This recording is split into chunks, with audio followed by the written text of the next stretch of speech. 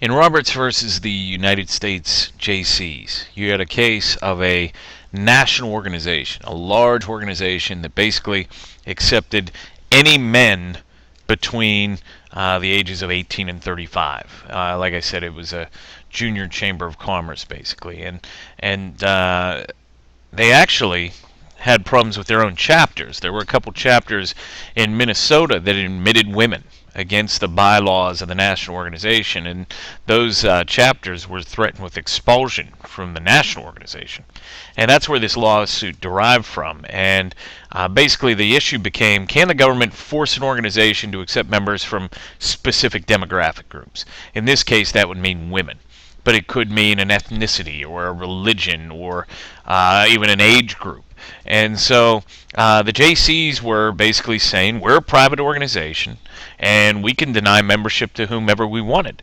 And women were saying, well, this is, the women in this case were saying this is chauvinistic.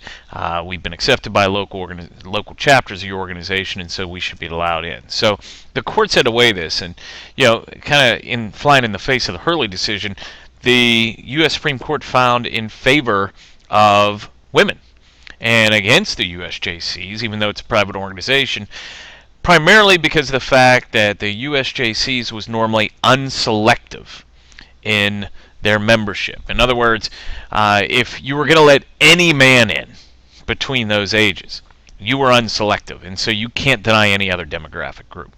And so the USJCs were forced to accept women because they never turned down any men.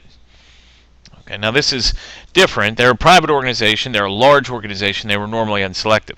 A similar situation came up in the mid-90s with the Augusta National Golf and Country Club, which holds the Masters golf tournament each spring, one of the 4 major golf tournaments in the world. And Augusta National was well known for not having any women members by the mid-90s. And a woman named Martha Burke challenged this policy and tried to force Augusta to accept women.